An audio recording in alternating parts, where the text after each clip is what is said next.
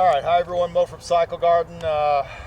This bike's not for sale, but we're just doing a little review for Richard. He owns the bike.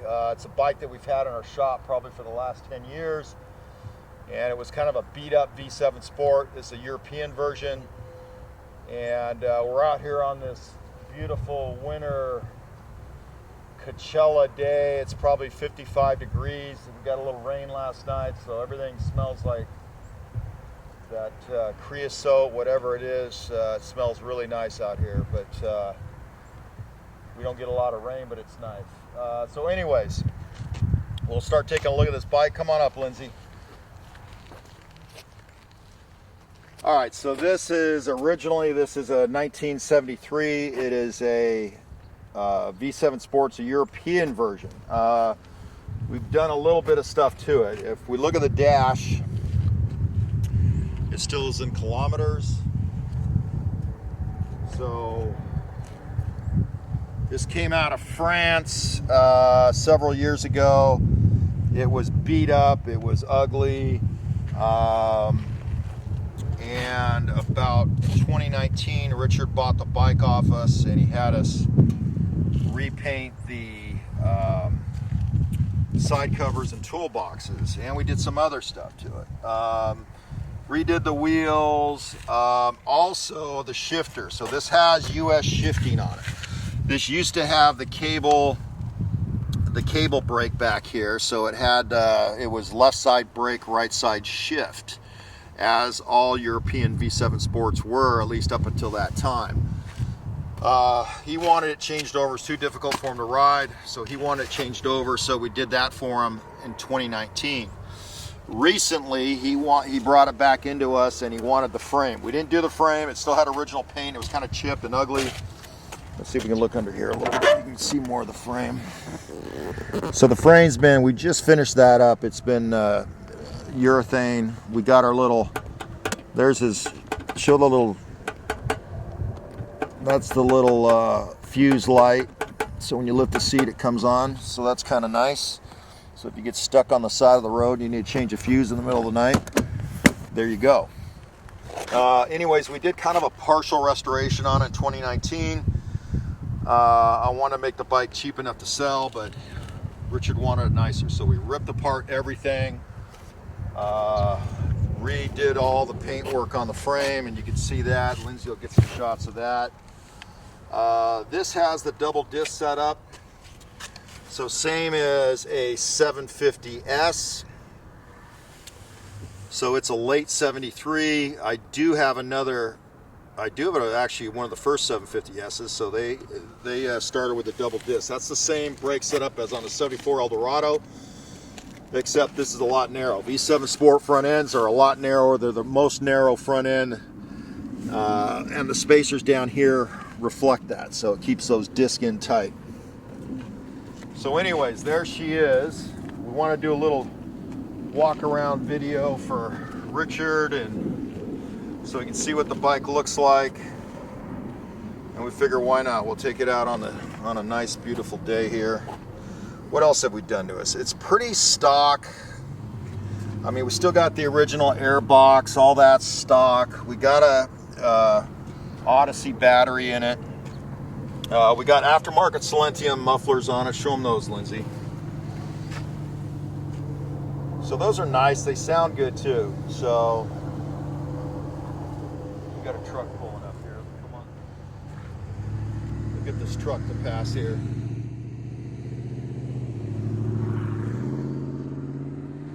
So anyways, we got double, show them the, get under here and show the, we've got Bosch blue coils on there. That's something that I did on my Sports years ago. They give a lot better spark, so we made bracketry to run 2 Bosch blue coils for that distributor. So it gives it a nice punch, better than the stock little Morelli coils that they had. So anyways, it's got the European tag. Show them that. Here, show this ID tag. See if you can get in there and show. I don't know, you're not going to be able to show much of it. It's probably not going to stay in focus. But anyways, it's got the European tag on it. So that's different than the federal ID tag that we had here in the United States. So it's an interesting bike for us to work on. Also, when it came back in, Richard was really picky. This, you know what, let's look under here. Look under, we got more traffic coming up here. Look under here. So this stopper tab, there's a stopper tab and it was broken off, and we didn't fix that before. It had been broken off years ago, so Stevie made up the bracketry. I welded it up. We did that before we painted the frame, because now it stopped. So with that broken, it had dinged up the tank that we shot for him. So we shot the tank? We shot the tank. I guess Lindsay shot the tank. I guess she wants full credit on reshooting that tank. So she's going to get you lots of video here on the tank itself. So that shot with base urethane. We used a 30-year clear on that. So I think she did okay on it. So anyways, it's a nice, pretty, it's kind of a reshoot of what we did before, but she did a nice job on the tank. So there she is. Anyways, so Richard's gonna pick it up tomorrow, so we figure we'll do a little video out here, and let's see how she sounds. I guess that's it. I guess it's all I can think of to talk about. What else can we talk about? Oh, got the European style taillight. These are the lenses inside this instead of covering it. The housing is the same as the US versions, but the lens itself is different on the European ones. Of course, the V7 Sport has the big neck. So the aftermarket, they're making aftermarket sport tanks, but they have a small neck, but that's got the huge neck. So that's how you know you got a real V7 Sport neck, and it opens, it hinges on the front side of the tank. The Le Mans tanks, I believe, are smaller. They're smaller neck, and they hinge up in the back of the tank. So that's just another little food for thought for you. All right, let's see how she sounds, and we'll go from there. Got to get my old bones on this bike.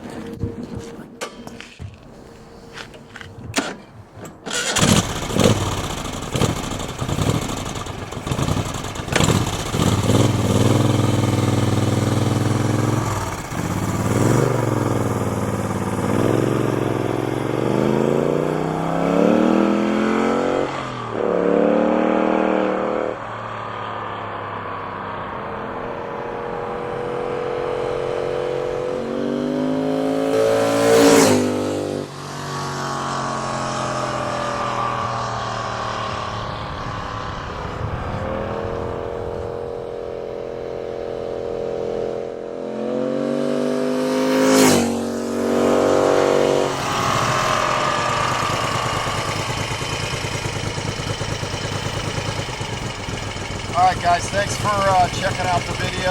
We'll appreciate it. Like and subscribe, all that good stuff. And if you need any parts, service, restorations on any of your Moto Guzzi, give us a call. We'll see what we can do for you. Thank you guys very much, and have a great day. Thank you very much.